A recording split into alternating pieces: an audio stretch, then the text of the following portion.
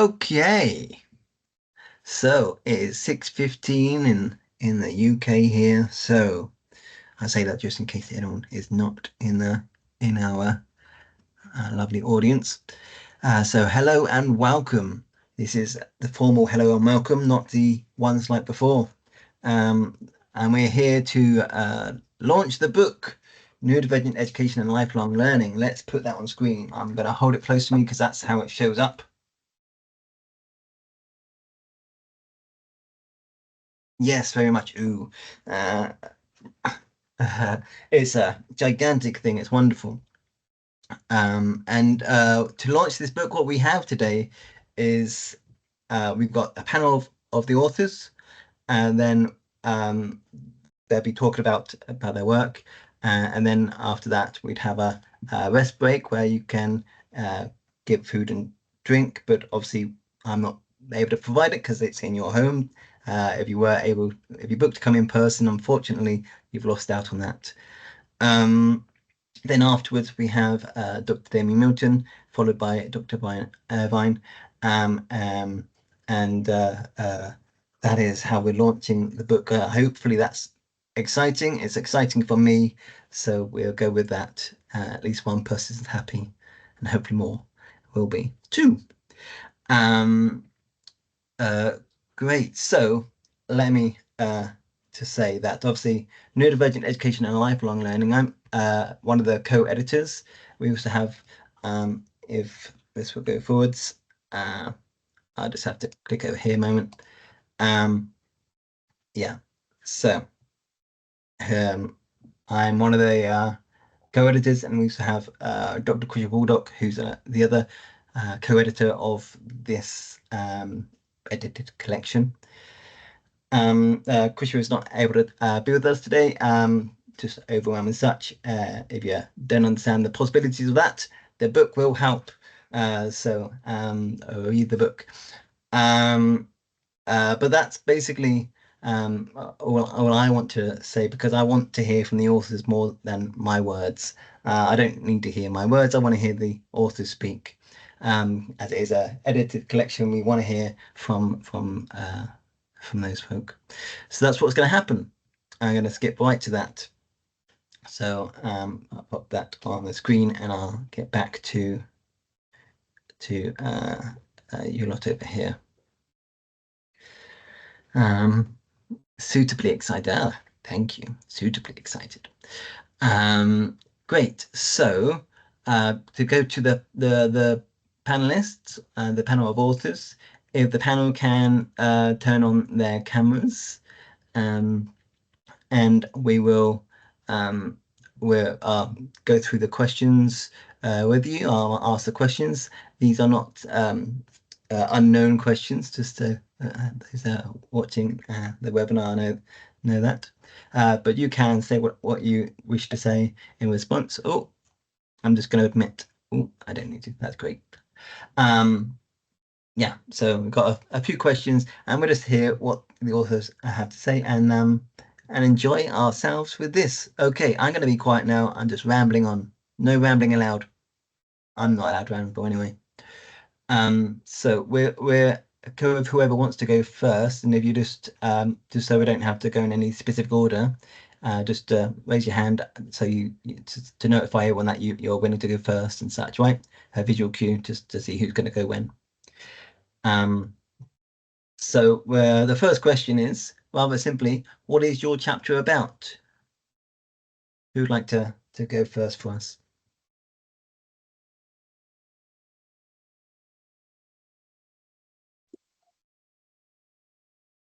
Go for it. So I couldn't see whether anyone else raised their hand. I just kind of decided to raise it just to get it out of the way, and kind of like feeling ever so slightly anxious. But thank you so much for allowing me to be part of the panel, Nathan, and kind of Krisha, who unfortunately couldn't be with us today. So I was really, really pleased to be part of the book and be part of a brilliant collection of various authors. So just to dive into it, so my name is Katrine Callender, and I'm the author of the chapter Dual Challenges, Dual Strengths, Neurodivergent Parenthood in Higher Education. I'm a PhD researcher in social policy and a lecturer and module convener down at the University of Kent in Canterbury. I'm also a neurodiversity mentor, coach, and indeed a neurodivergent parent. So my academic work focuses on trauma, identity, epistemic injustice for late identifying autistic women, particularly using participatory narrative methods. But the particular chapter, I wrote this to address a gap I feel that I'm currently living through. The absence of real conversations, data, and policy around what it means to be both neurodivergent and a parent in higher education. Because these identities don't exist in isolation. They interact in layered, messy, often exhausting ways. And I found that institutions so often treat them as separate or indeed worse, invisible. So the chapter draws on qualitative research I conducted with neurodivergent parents who are also either faculty or postgraduate students. And the conversations included frustration both with inflexible systems, the mental and sensory costs of both disclosure and just the everyday work, and the lack of structured support. But just as importantly, my participants also described how these identities have shaped their academic purpose, why they study or teach what they do, how they teach, lead, and advocate. So kind of like, I feel like I'm kind of going into your second question. Is that right? Kind of because I think the second question was about the hopes for change across education, and I think that's part of what the chapter is about. That I found that many neurodivergent parents enter academia through lived catalysts, either diagnosis, identification, a child's experiences, personal encounters with systemic failure. And their work is often, including myself, is deeply grounded in daily life. And while I do find that there are some movement towards framing difference as something to accommodate, they showed how difference can generate insight into how we teach, research, and relate to others. But without the institutional redesign, sorry, I feel like I'm speaking really fast. The burden, the kind of complexities lie on us as the individuals, balancing executive functioning, advocating for family needs, our own personal needs, and meeting academic expectations. And those resulting tensions often forces difficult choices between academic aspirations, personal family well-being.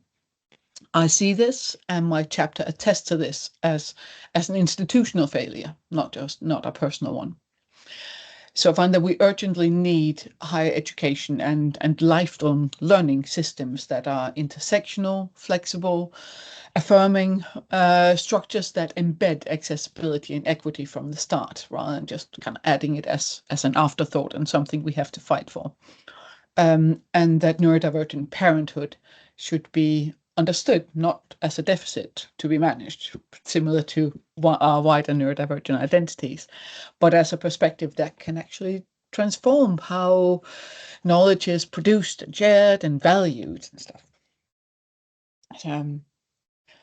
And I think another of your question was the one key take-home message. I'll be going through each of these questions anyway, so feel free to hold on, and I'll ask that in a moment. I'm worried about gaps in conversation, kind of, that makes me anxious. That's why I'm kind of jumping ahead. So hey, if you leave a gap, I'll ask the next person to speak. Otherwise, I'll kindly let you keep going accidentally. Oh, right. A little bit more, if that's okay. Okay, because so the one key home message. Okay. Oh, sorry. If it's okay. If it's okay. Yep. If I have a little bit more. If you wanna, I'm still gonna ask that question later. That's all. So. Okay. All right. Oh, should I skip and kind of hold on? let the other person speak? Let me just ask someone else to have a go and talk about introducing their chapter themselves, and then we'll come back to those other questions in a moment. Okay. So the question is, well, thank you very much for your talking. Alison, you wish to talk next, please. What is your chapter about? Thank you, Nathan, and a bit like you, Katrine. It's that kind of, I need to get it out the way, not out the way, but thank you so much for organising this evening, and especially with the difficulty of the strikes, and yeah, so thank you so much. I'm sure that was a huge disappointment for you, having put all the work in, and to you and Chrissy for putting out the call and organising what is a really impressive collection from what I've seen. So my chapter is trauma-informed approaches in higher education, recognising and addressing educational trauma in autistic students. And it came from my experience of running both an optional undergraduate module in critical autism studies, and with it being optional, obviously students choose it, and they often choose it for a reason, very often a personal connection, their own diagnosis or identity, or maybe because they want to work in that area. But I saw it more so when I developed the Masters in Critical Autism Studies. And just seeing the number of students coming through who had support plans. So what we know about autistic students in higher education is they're more likely to not finish compared to the neurotypical peers. They're more likely to get a lower classification.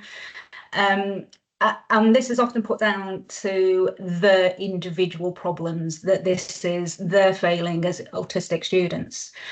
And having a support plan to provide accommodations is important, but what I was seeing is that fails to address the years of educational trauma, the years of negative experiences that so many students have had.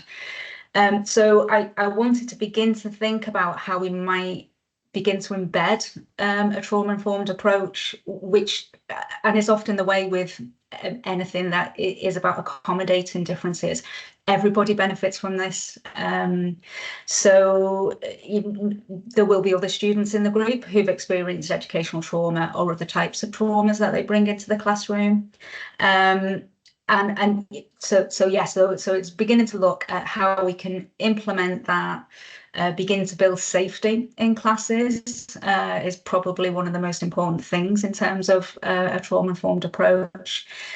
Begin to recognise the strengths of autistic students, much like your chapter, Katrine, those sort of strengths that people bring, and also recognising that as staff, you may not have the cultural competence to understand, and having that epistemic humility to, I don't know what it's like to have gone through this educational system as an autistic student, and I don't know what it's like to be an autistic student now, so please tell me and we'll do what we can.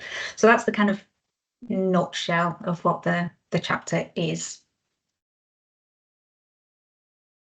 Lovely, thank you. And let's see who wishes to go and answer this question next. Jessica. Hello. To really echo what's been said, thank you so much for this mammoth amount of work that you've done to bring all of this together here and of course in the book. So my chapter, Autistic Knowledge in Learning and Teaching, it looks at education from the perspectives of me learning as an autistic learner, and then the flip side of that, becoming an autistic teacher, both the joys, but then absolutely the barriers as well. Nationally, of course, there is a crisis of inclusion in the UK in schools. So I use this chapter to consider the importance of neurodivergent knowledge, insight and empathy in addressing that exclusion crisis that we're currently seeing. Lovely, thank you very much. And let's see if there's another volunteer. Hopefully. Debbie. I'll go next. Yay! Debbie, over to you. Thank you. Thank you. What is your chapter? I'm Debbie Gregory, and I wrote with Fergus Murray the chapter Neurodivergency in Higher Education, Reflections from Lived Experience. which I felt woefully underqualified to write. And I'm sitting here looking at these people and thinking, what am I doing here? So I'm just going to read from my notes, and I apologize if I go too fast. Our chapter takes our personal experiences of being neurodivergent students in higher education and attempts to use them to humanize the issues that are at risk of being completely lost in data and sterilized through research. We incorporate the experiences of students I've been supporting over a number of years and link it to research in order to highlight where research reflects experiences and needs and where it falls short. Lovely. Thank you. So that's our introduction to the panel and their chapters. So we'll move on and ask the next one, which is what we've heard a little about already, is about hope. So what are your hopes for change across education and lifelong learning for neurodivergent people? Who would like to talk to this question to start with?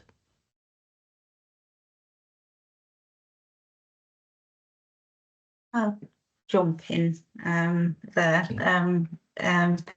Well, my hope is that autistic and other neurodivergent students don't arrive in higher education with educational trauma. But I think that's going to be some time in the making. I think this mainstream education has got a lot to learn and still a lot to do. But so I think in the meantime, for those working in higher education, both academic and support staff, I would hope that there's a recognition that systemic trauma exists, and I think there's a real reluctance to look at services that are supposed to be benevolent and supposed to be doing good, and seeing them that they might actually be harmful, and certainly for some children. And to recognise that many, not all, but many autistic students arrive at higher education having had pretty awful educational experiences. And I think recognising that is at least a place to be able to move on from and support those students better. Thank you very much. Thank you. Yes, exactly. Let's see if anyone wishes to add with their thoughts.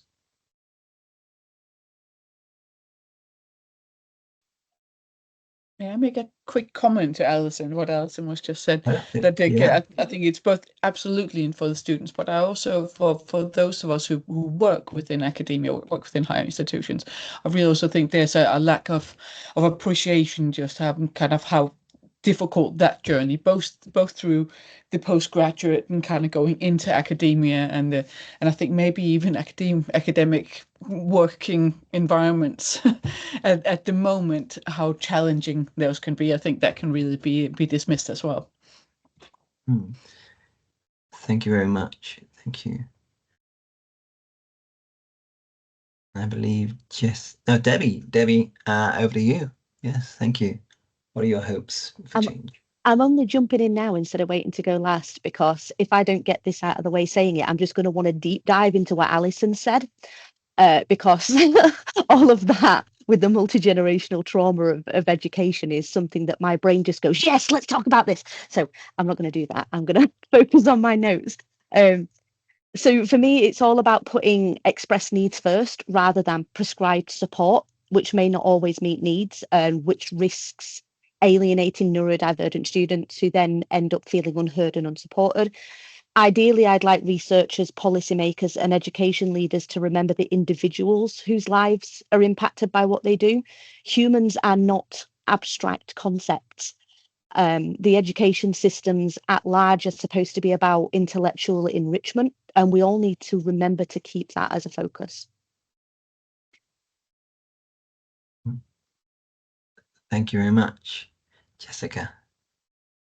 Yeah, I think really sort of similar to what a lot of what I'm hearing is around the institutional issues that are affecting people. And I think what my hopes are well, at UCL, I'm working with some really incredible people. I'm really lucky to look at cultures of inclusion in schools. And what we're doing is we're drawing on the knowledge of autistic educators and neurodivergent educators more broadly.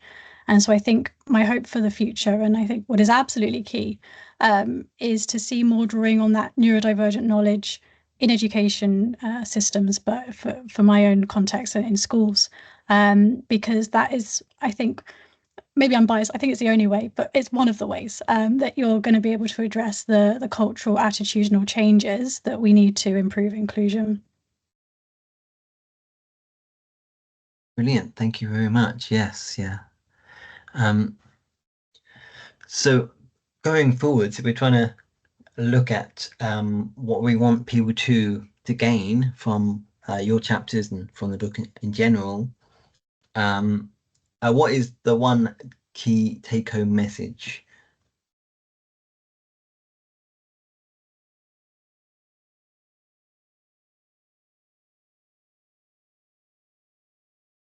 I'll jump in again if that's okay.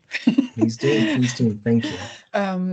I think, again, building on what people have said here, kind of without that structural change at systemic level, then higher education institutions, all kind of like any kind of learning kind of institutions, will continue to place the burden on individuals to navigate these rigid systems that are not designed for kind of not just neurodivergent but compounded identities. So one of the key, I would probably say the key message from my chapter, which I think also aligns with many others, is that recognizing neurodivergent parenthood as both a site of challenges and unique strengths is crucial. That because we're not just surviving in academia, even though we are kind of trying to do that, but also kind of like trying to reshape it with insight, creativity, advocacy, often for our children as well. When we kind of come to it from our parents, it's kind of because many of us will have neurodivergent young people or children as well. So it's trying to forge a path to make changes and systemic changes for new generation, the next generations, not just to accommodate us, but for the next generations.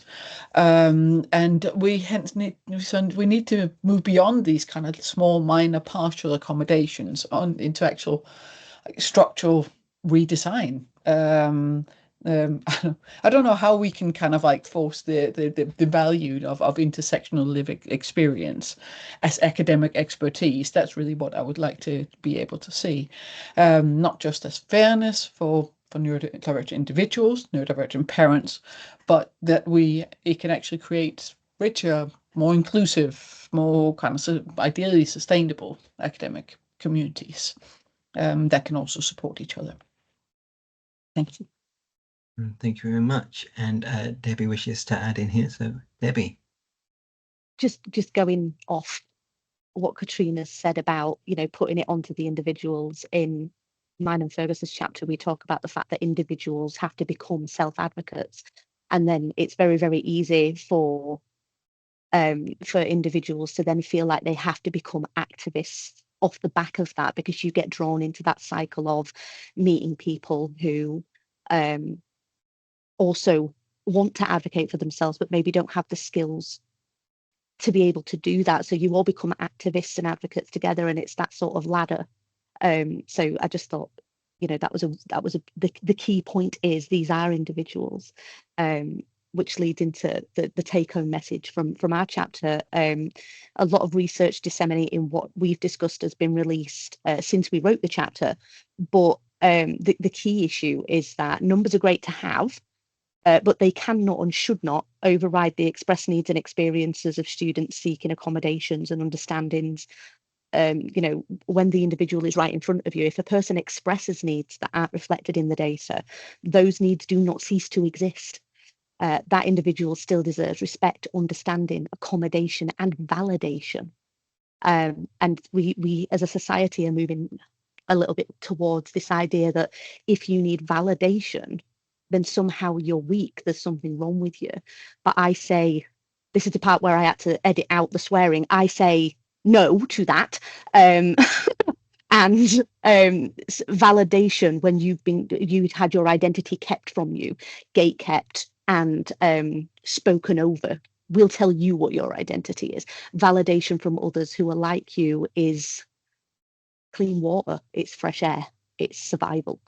So for me, that's the key take home. We need to remember those individuals when they're stood right in front of us and when they're not. Brilliant. Thank you very much. Yes. Who would like to share their take-home message next? Right. Shall I go? Perfect. Thank you very much, Alison. Take-home message is a kind of I suppose of two, if that's not cheeky. One is the recognition of the impact of little t traumas, so particularly in an educational context. So recognizing that, overhearing, teachers talking about you in a particular way, or being, that kind of name calling, not to bullying necessarily, but just things about, you take up so much time, you're always, why do you always do this and the other children can't? Those small things, just having an understanding of the impact of that, because I think people have started to get their heads around the impact of sort of childhood traumas in terms of big traumas, but less so that kind of drip effect of hearing those kinds of things. And the other is obviously to do a proper trauma-informed approach, that's supposed to be at a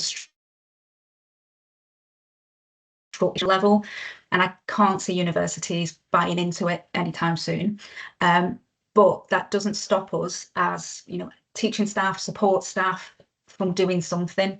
And I think it is knowing that there are things that you can do that could massively improve an autistic student's experience of being in the classroom. You can do things that might make them feel safe in education for the first time ever, and it really doesn't take very much to do.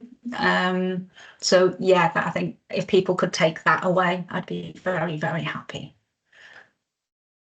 Thank you very much. I think everyone would be very, very happy. Brilliant. Thank you. Jessica.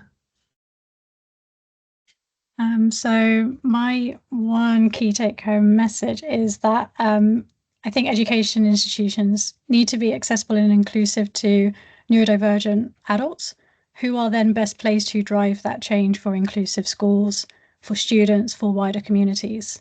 But you do get that chicken and the egg situation, because those adults need to be able to access that space first to then foster those cultural change dynamics. Humans in general are not particularly good at understanding things outside of their own immediate experience, and therefore I think that insider decision making is absolutely key. Brilliant. Thank you very much. Well, we've still got another question, but I just want to say how very clear, like we've got a small portion of the authors here, and I think it just emphasizes just how important this book is. We've got lots of wonderful content here, which does link to my next question. Why should people read your chapter? I think everyone should read the whole book, but why should everyone read your chapter? Okay.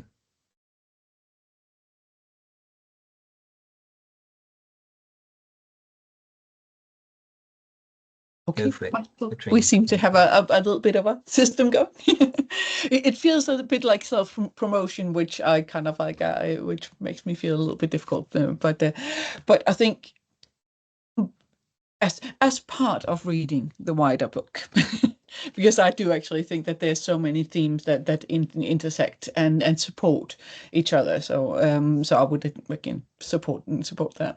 But I think my chapter aligns closely with the broader theme of the book, because it values the neurodivergent authored lived experience, community knowledge, kind of beyond the traditional academic output. I know that this is a book, but it's kind of looking at things from different sides rather than a very strict academically worded format, to be inclusive and accessible for a wide range of readers. So I think that the aim of my contribution, like many of the others, it kind of is about trying to, oh, this sounds cliche, but reimagine learning as something that is shaped by identity and context. So I deliberately chose to include quite extensive lived experience quotes, because I felt that they ground the research in real voices and making more visible the daily realities, the strengths, the struggle, the kind of challenges of neurodivergent parents in a ways that us just talking about abstract theory can't. So hopefully readers will come away from reading it with both an understanding of the barriers neurodivergent parents face and a recognition of the insights they bring to higher education, and give some voice to the experiences of parents that I often go unspoken and that I think are really worthy of recognition. So I think that's why I would kind of push my chapter alongside the others. Great, thank you. It's an awkward thing to ask people to do, promote your chapter. Why read your chapter? But I'm asking it. If you can answer it, that's great. Who would like to talk next? Okay.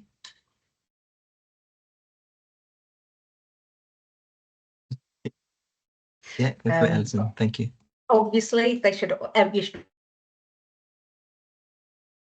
read, because as I think Fergus has put in the chat, there is so much overlap and interlinking of themes, and so I think reading chapters in combination would be really powerful, and would strengthen each of them.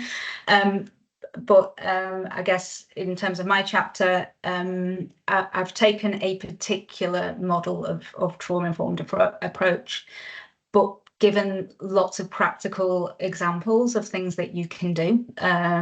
So, in terms of safety, having environmental safety, or around recognizing, sort of peer support, peer mentorship is one of the strands of trauma-informed approach.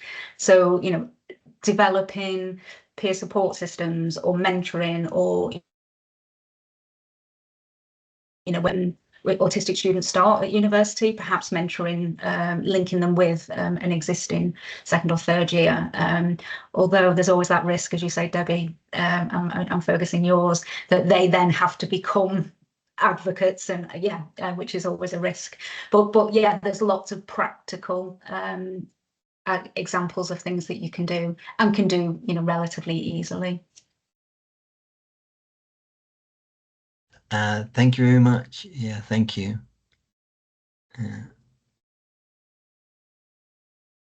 Who wants to tackle the troublesome thing of promoting a chapter?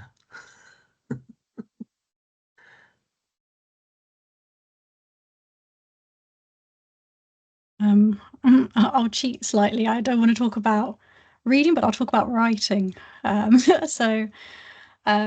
When I came into this writing, what I was interested in looking at were the structural and relational biases that affect both neurodivergent learners and workers, and how they interlink in the education system, because they're often the same barriers, and that becomes really obvious in schools. And when I've spoken to autistic educators, I find it's really the relational, cultural elements that are really impacting inclusion at work. And so really this chapter is aimed at anyone who's like me, is interested in discussions around systems and cultures to improve inclusion. So that was the angle I wanted to address in writing it. And that's why I'm interested in those sorts of things. Great, thank you very much. Debbie, would you like to say why people should read your chapter? Would I like to? No. Am I going to? I feel obligated. So Okay, I wanted to go last on this particular question for a reason, because I'm going to take off the academic hat. And if I say what I'm about to say with the wrong tone, even slightly, it's not going to land properly. And that's making me a little bit anxious, because anybody who has read the chapter, our peer reviewers especially, which there must be some of you in here, will know that there was a particular inspiration behind the chapter. And that's the reason that I think people should read it. So I'm going to read exactly what I've written here, because if I go off script, I am going to swear. So just bear with me. Our chapter ignores the academic propensity to shy away from making statements without references, which is why our peer reviewers said reference. But I think we did well to put them in there. Backing up what you're saying with research is all well and good, but we are a minoritized community who are still being spoken for and spoken over. We need people with the balls to say, we have no research for this, but it's still happening. And the people experiencing it deserve to be heard. This chapter was born out of rage at the multi-generational trauma inflicted on our community by the education system. Academia conditions us into stepping back and looking at things through a removed lens. But all of us here know that that's a lie. No one is without bias. No one does research, who does research comes at it and leaves their preconceived notions at the door. Instead of trying to deny our feelings, like Spock stifling his humanity, which I had to mention today because it is Star Trek Day, we need to embrace them and let them support our productivity. They say rage is destructive. Okay. Feminine rage can destroy the patriarchy. Queer rage can destroy the heterocoding in academia and society. Now it's our turn. Get mad and then get productive. Thank you very much. Thank you very much. And I think that's a great note to go into a little rest break with. So I can't provide food and drink. If you were in person, that's exactly what would be happening at this point. So hopefully, cross fingers, you have food and drink where you are. Katrine, you wanted to? Only because I just kind of, before we do that, can I just take a little time to say thank you, Nathan, and thank you, Krisha, because we know that pulling a book like this together is just an enormous task, and I know how much kind of like time and commitment you've both spent on this. I think it is, and it's a collection of real stories and insights and experiences and kind of like voices, and I personally, just from us as a little panel, it's just been a real privilege to be part of this publication, and your vision of what you wanted to achieve, both with this and then you got 2 books out of it. Fantastic.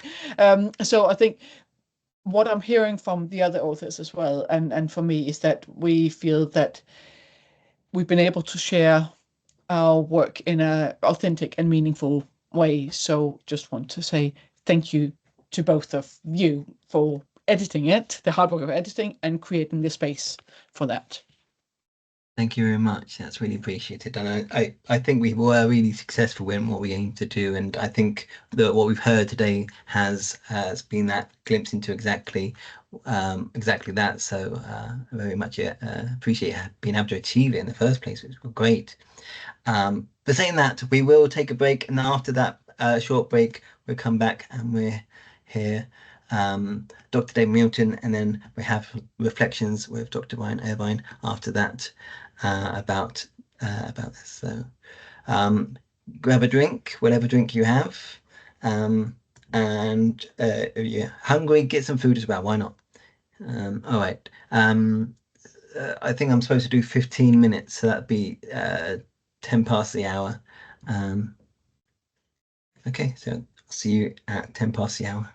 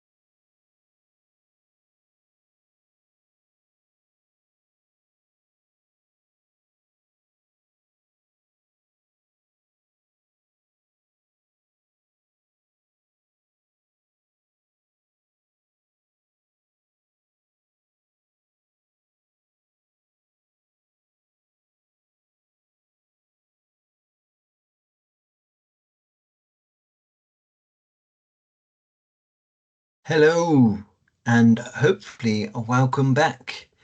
Hopefully you're all nearby your screens and or speakers, so you can watch and hear still. Yeah, so as this is book launch, I'll show the book again. And we're going to pass over to Dr. Damien Milton as to provide some insights and off the back of the book, as Damien wrote the foreword in the one of the forwards in the book, and we'll be able to share wonders.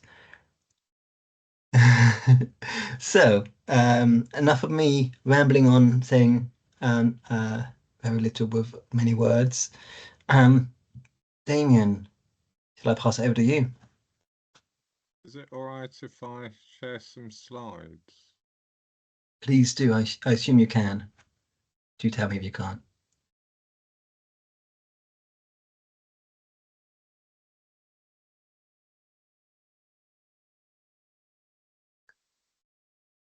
We got your notes view in that as well, just so you know. There we go. Perfect. Okay.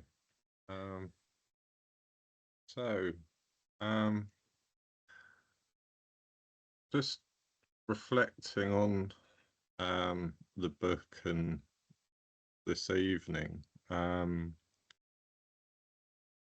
sound a bit of a broken record with some of the themes highlighted tonight. My own PhD work, which is going back over a decade now, was in education at the University of Birmingham. And I was somewhat inspired by my own less than ideal educational experiences in getting into academia in the first place and into teaching earlier in my career.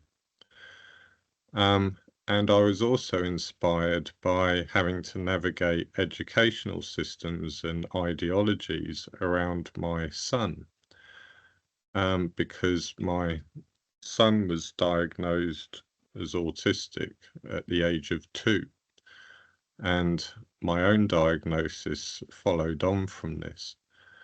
And so a lot of the themes tonight I've personally inhabited through my life and career, one could say. And so throughout my career as an academic, education's been a key focus, from whether it's early years interventions and campaigning quite strongly around the use of ABA, for example. Well, campaigning against its use often, to the experiences of postgraduate students. And I've long been a champion of lifelong learning and wider participation in academia. And this was long before I was even working in the autism world, as it were, or knew much about it before my son was even born. But in the current political climate, however, especially in America, perhaps such goals are becoming more hindered than ever, one could argue, in the landscape we might have before us. In my own PhD work, I looked into educational discourse and ideology relating to autistic students. And something that I found was one's ideology and regarding autism in education was highly dependent in many respects on one's positionality, one's personal experience, and how one related to the topic. These quotes here, the second one here came from an autistic person talking about what was needed, and many autistic people had this kind of narrative of acceptance of social change, of a more social model kind of approach, and so on. The first quote here came from a non-autistic mother of 2 autistic children, and was using sort of ABA type practices with them. But the goal that she had for her children was not about curing or eradicating autism. In many ways, this parent had an acceptance of their autistic ways of being, but also had this kind of resilience building, I would call it, approach. And this largely was being informed by a lack of hope in social change. So another quote from this participant in my study was, "Society won't change for us." And as an autistic sociologist, it kind of, that quote's stuck in my head ever since. Because of that kind of disbelief, and that disbelief in change is rooted in a reality which often we don't see much change actually occurring. And so a lot of this attitude comes from trying to protect people from an unfriendly world. And so this protective parental outlook was very much related to their positionality as a parent, as it were. Whether you agreed with their approach or not, you could understand a bit where they were coming from. And none of the people in my study, all those years ago even, wanted this kind of cure, eradicate autism kind of narrative. This seems to be more the construction of certain groups of scientists, of charity groups, of politicians, and so on. And throughout all of this, there's not a great deal of common ground between different positionalities often, but there is some that I found in my study, and since, one could argue, around being against this extreme normalization and cure type narrative, around enabling environments, especially sensory issues in the environment. And in my study, the one area that found the most agreement was in around building mutual understanding between people of different positionalities. Which brings me to this collection, because the collection draws from a range of experiential methodologies, as well as review studies and personal experiences, reframing theoretical focus away from individualized and pathologizing models to social and relational models of disability, development, and learning. So in many respects, the kind of work that I was trying to bring about, champion, and so on in my own PhD work, this whole collection follows a similar outlook and pathway. And back in those days, just 10, 15 years ago, this was a very lonely path. And so it's great to see collections like this forming, because at least it's a kind of a narrative, an alternative to some of the political tides that I've just been mentioning. In this edited collection, you'll see classical literature such as that of Vygotsky sitting alongside more recent approaches like neurodiversity affirming perspectives.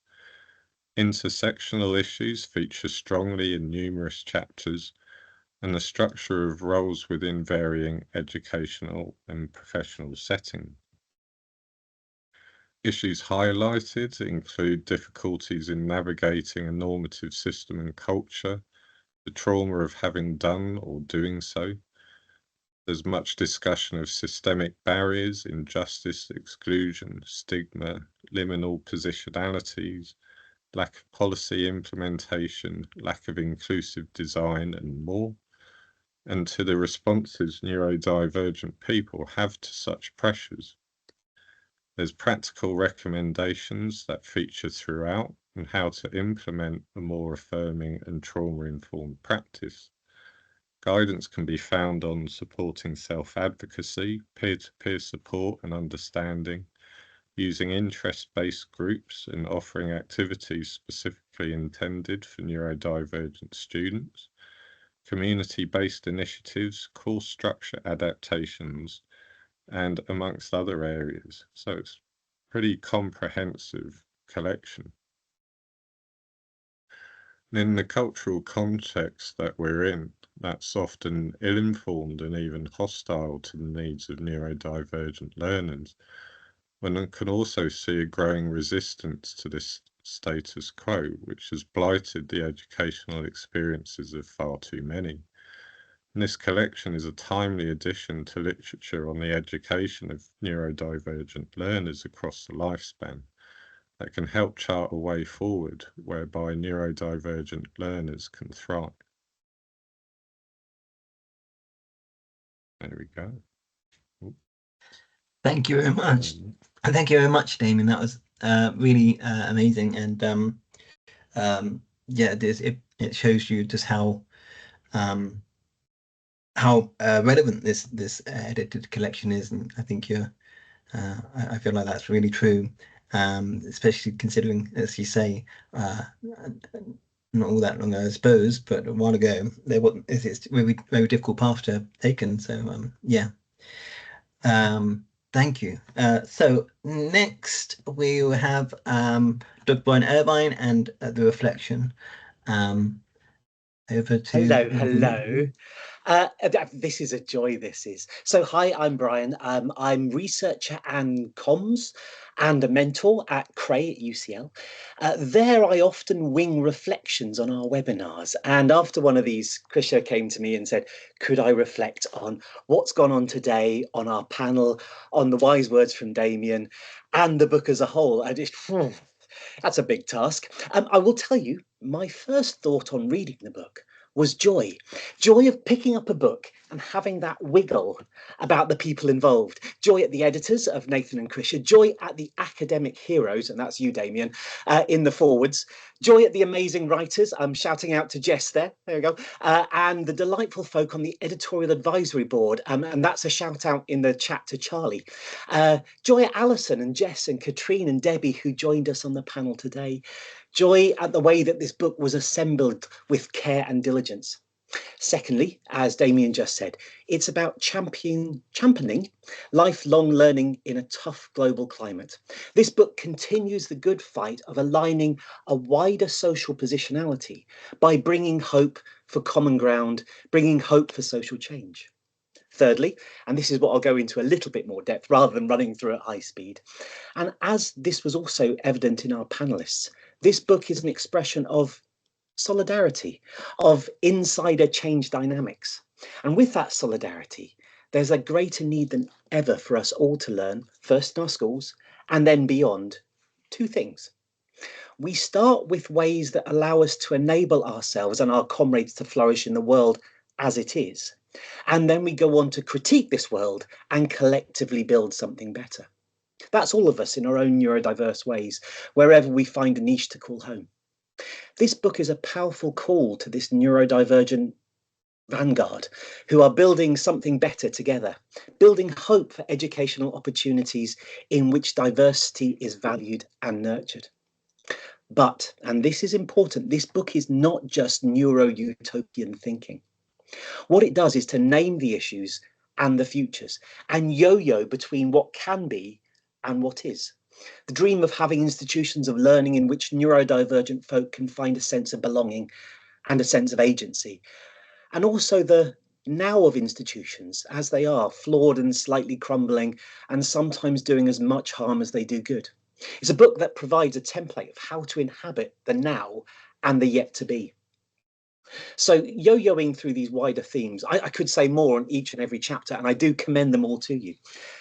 It starts from community that is the family. And then I love this word, swerve.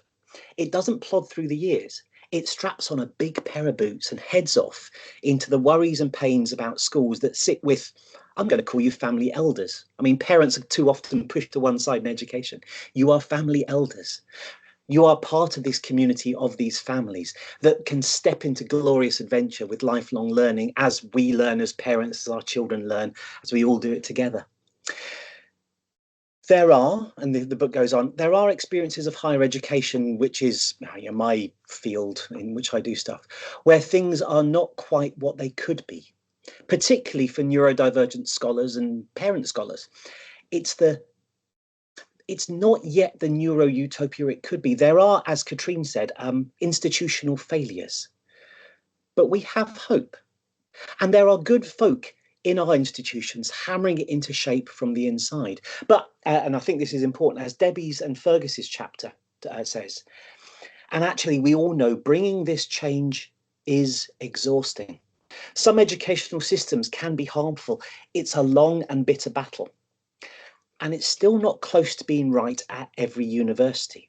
And we are right to get properly angry, to lean into the rage at some of the assumptions and rage at the institutions that don't get it right, rage at the tutors who come unstuck when their one size doesn't fit any, doesn't work, and rage at the staff who don't give people the common decency of having their needs believed.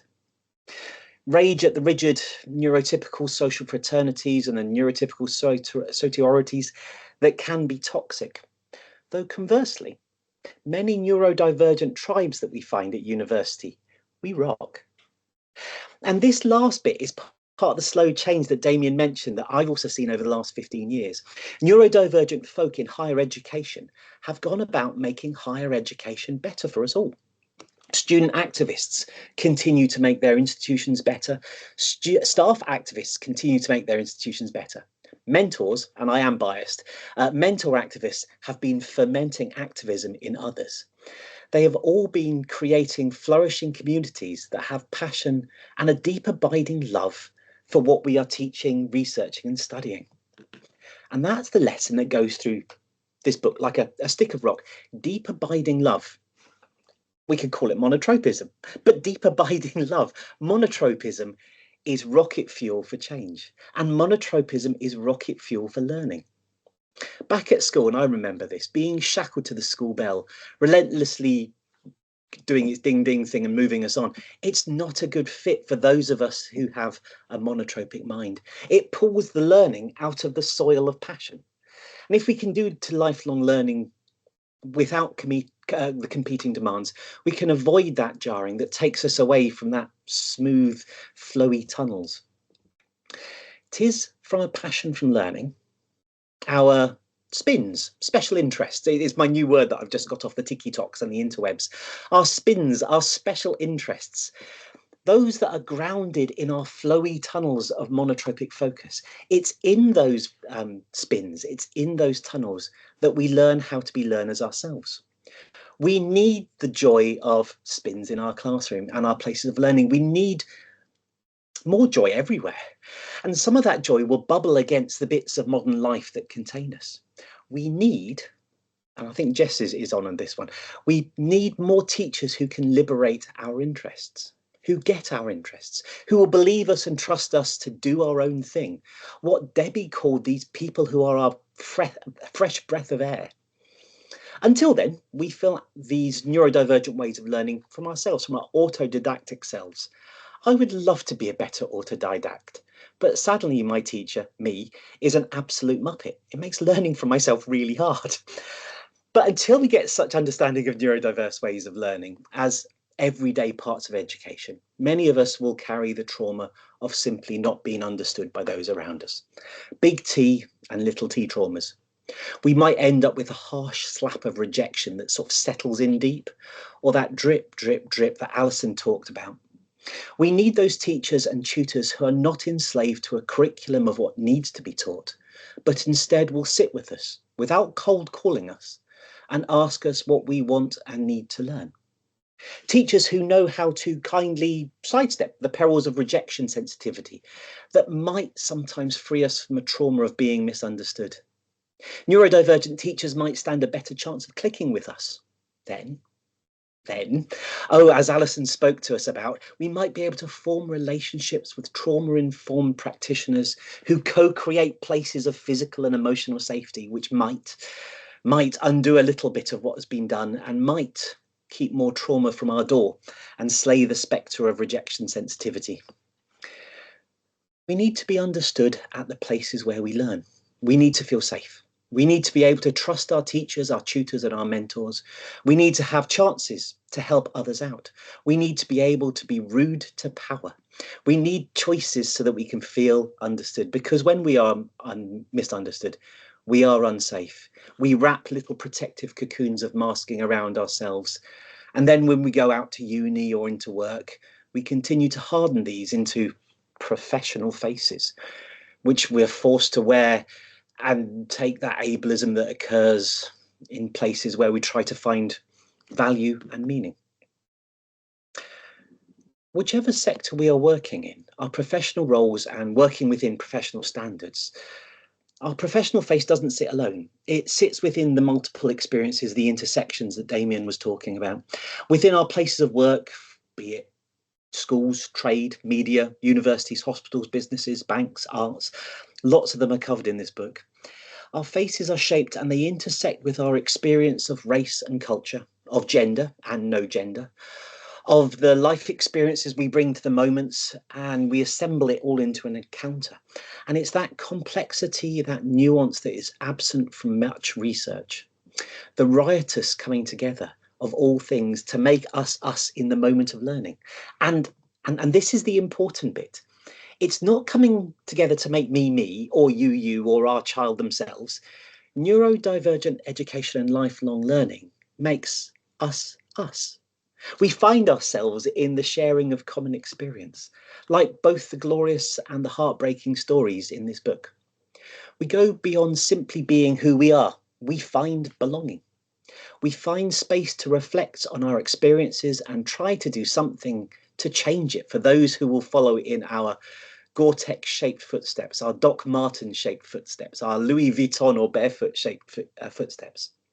So this book is about solidarity, about finding belonging, and about being the researcher that brings about change, about squishing the pernicious mistruths of deficit, about lifting each other up, about creating neuro-affirmative places to be, of collectively avoiding the neuronormative crud that gunks up our systems. And in that there's joy. So thank you, Nathan. Thank you, Krisha. Thank you, editorial board. Thank you, reviewers. And most of all, thank you, authors. May I commend this book to you? Wow, thank you very much. Thank you. Gosh, yes. I got a bit political. It happens. Sudden firebrand. Thank you. Wonderful. Wow, yes. So on these talks, on what we heard, all in favor of this. A good way to read it is to get it into libraries, just because it's a big book, and such. So that's what we're trying to tell people to ensure can happen. So more people can read it than just seeing the what the publisher needs to be paid for it.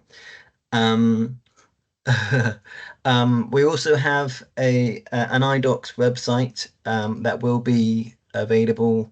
It's not fully completed yet, unfortunately, because we're trying to do something with it. We're trying to make it an iDocs website rather than just a website. So that will be done by hopefully October. But that contains videos from the authors and general information about the book and such. So we can go to that. I don't think there's anything more to say. So I will stop talking at some point soon. So thank you everyone for coming to the book launch. Thank you to our panelists. Thank you to Damien and Brian. Wonderful words, really important words from everyone. So I'm very happy that that you've managed, that we've heard them and we're in this space together. And that's probably a good point to be quiet. So thank you again for coming. And well, we won't do any networking because we're online. So I'm going to close the event now. Thank you.